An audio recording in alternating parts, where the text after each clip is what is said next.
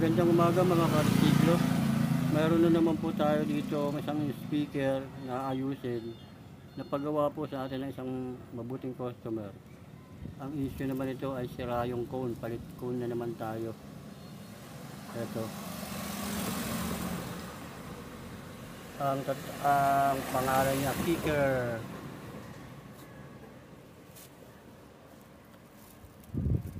Yan.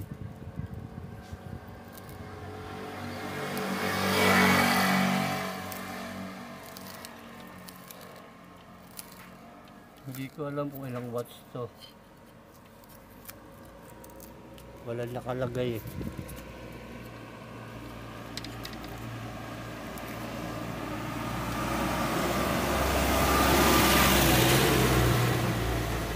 Four ohms.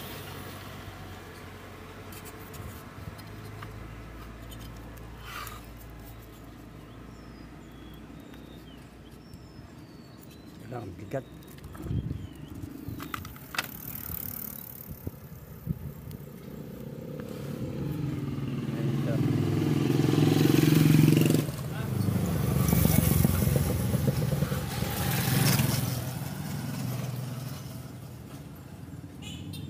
And so 1, 2, 4 ohms. 4 ohms siya. Hindi ko alam kung anong watts to. Wala nakalagay. Wala naka-indicate kung ilang watts. Okay.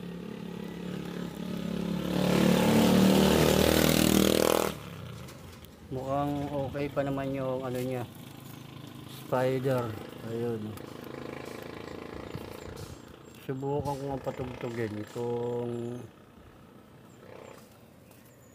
ma-under pa ba to. Kuha lang ako ng ampli na maliit. Okay.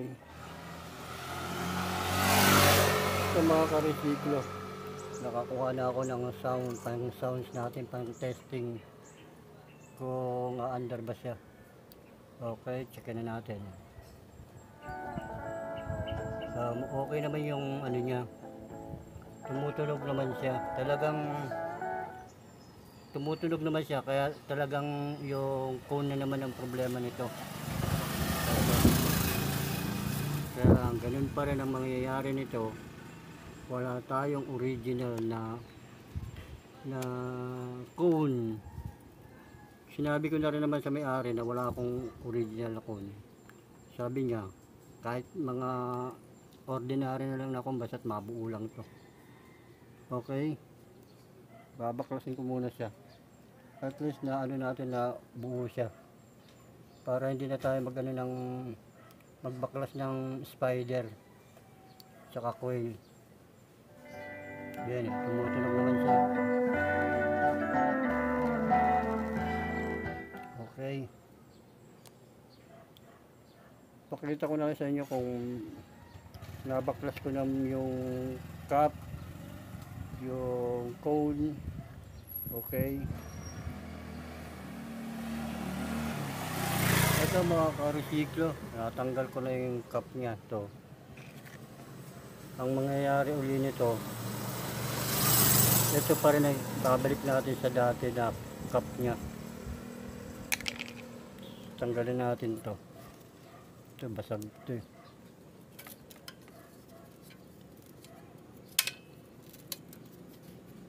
Didikit ko na lang siya uli. Yan.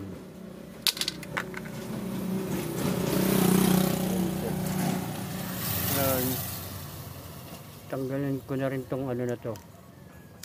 Okay, pakita ko na lang sa inyo pag ito mga ka-resiklo, natanggal ko na yung cone.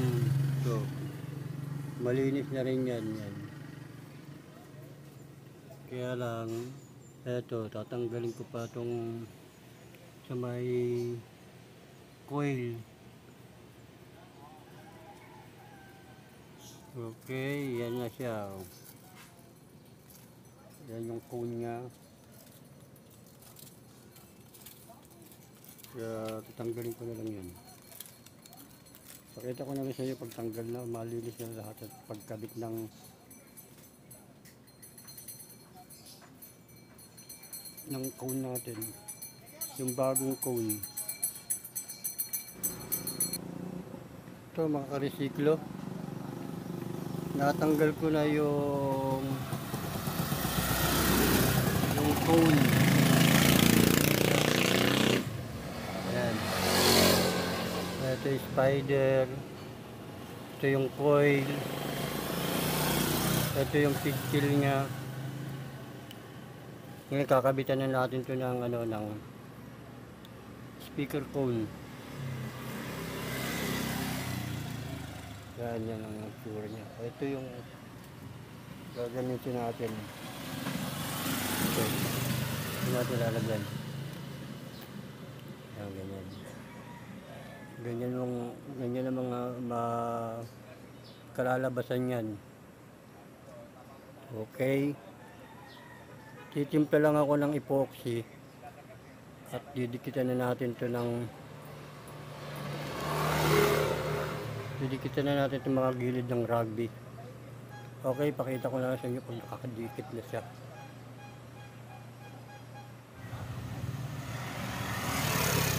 Ito mga karesiklo, naidikit ko na yung gilid ng ating speaker cone ng rugby. Ngayon ang ididikit natin ay epoxy naman. Ito ang gamit natin ng materials. Rugby, epoxy, saka pintura. Ito naghalo na, kumuha na ako ng konti para idikit na natin dun sa coil saka sa cone. Dito natin lalagay yung epoxy kasi hindi po pwede rugby dyan. Kailangan epoxy para matibay kasi malakas bumayo to para kapit na kapit. Okay lang dito na rugby kasi malaki naman ang niya, malaki naman yung kapit niya. Okay, haluin ko lang tong epoxy. Pakita ko na lang sa inyo pag nalagyan ko na to, naidikit ko na tong voice coil tsaka tong cone. Okay,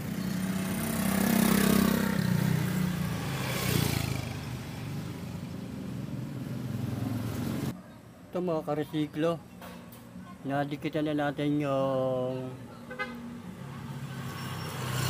speaker cone at yung voice coil ng speaker. Ayan o, yan. Epoxy po yan.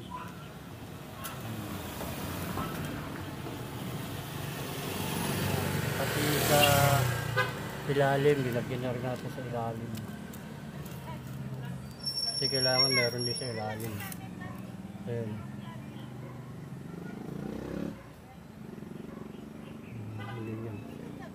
Pati yung ng pigtail, meron na rin na epoxy. Ayan, gagawin na lang natin dito, patuyo.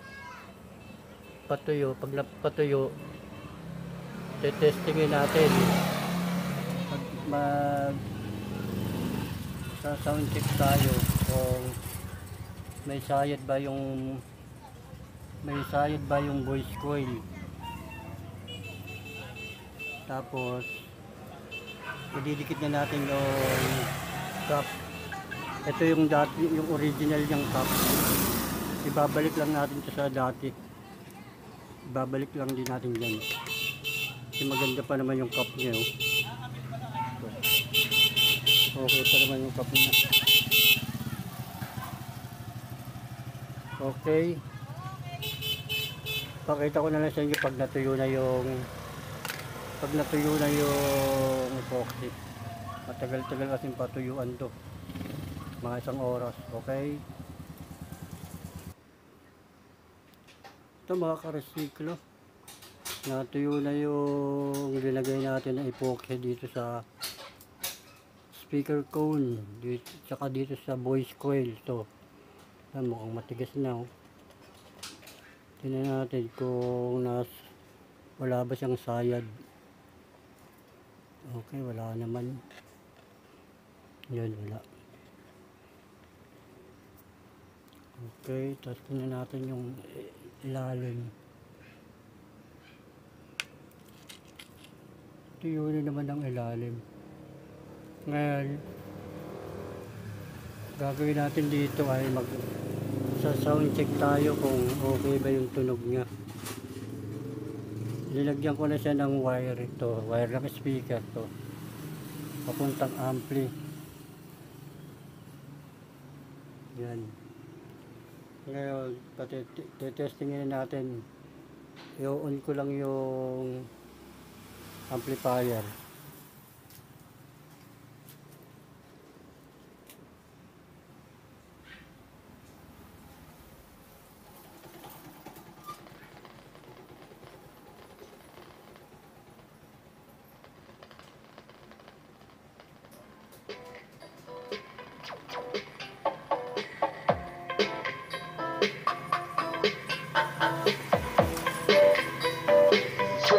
Smart Uniform Remix.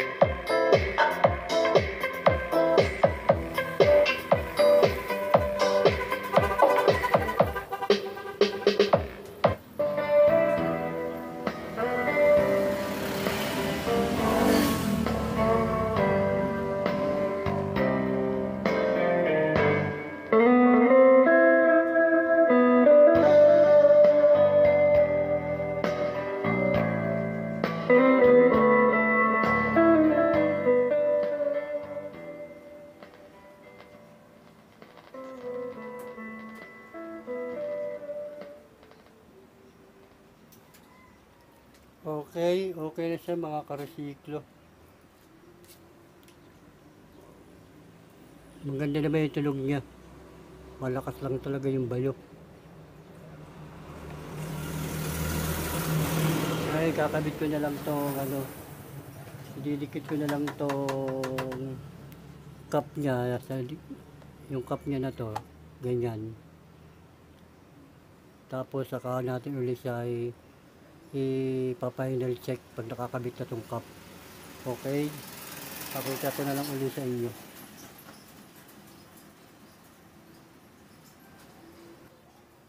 Ito mga karesiklo, lalagyan ko na siya ng rugby. Ayan, patutuloy lang natin ng konti bago natin idikit yung cup. Ito, yung cup nilagyan ko na rin. Ito, kaya yan yung magiging, hintayin lang natin ng konting tumuyo siya bago natin idikit, kasi pag basa pa sa ilagay hindi siya magandang kapit, nababaklas. Okay, pakita ko lang sa iyo yung pag naikabit ko na ng cup ng speaker natin. Tapos saka tayo magpa-final check. Okay, ito mga karesiklo, na ikabit ko na yung cup ng speaker ko natin. Ito, matiyo na yung rugby. Yan na siya. Yan. Kaya ngayon magpa-final check na tayo. Magpa-final sound check na lang. Tapos patutuyuin na natin ito lang maayos. Baka kasi biglang bumitaw yung epoxy, masyado pa kasing dapat mga isang araw ang nito testing hindi ko lang lalakasan masyado. Okay, ito na, nakakabit ko na uli yung speaker. I-on ko lang yung ampli.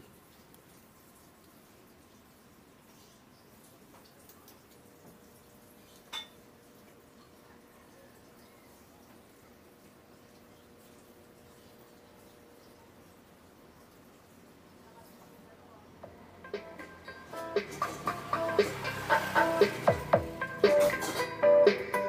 is Mark Singapore Remix. Ang galing.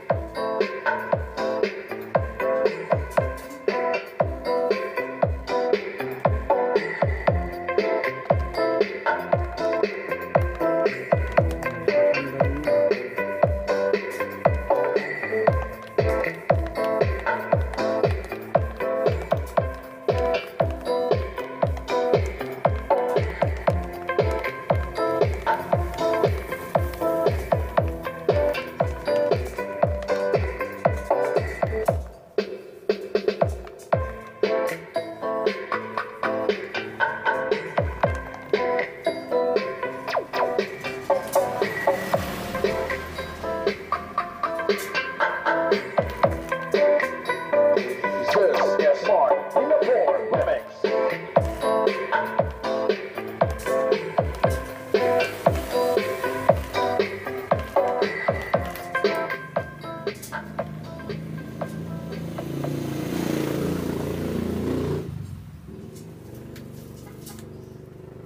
Okay mga ka-resiklo, tapos na naman natin ang isang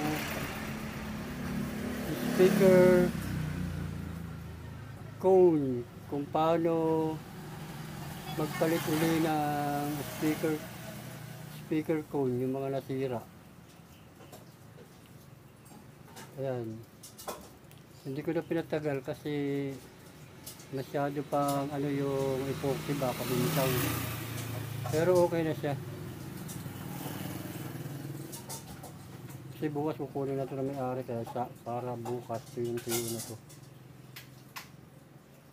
Okay mga ka-resiklo, hanggang dito na lang uli. Sana may natutunan kayong konting kaalaman tungkol sa ating mga speaker, yung mga nasisira yung speaker cone, kung paano siya palitan, kung paano tanggalin, paano dikitan. Okay, maraming salamat sa inyong lahat.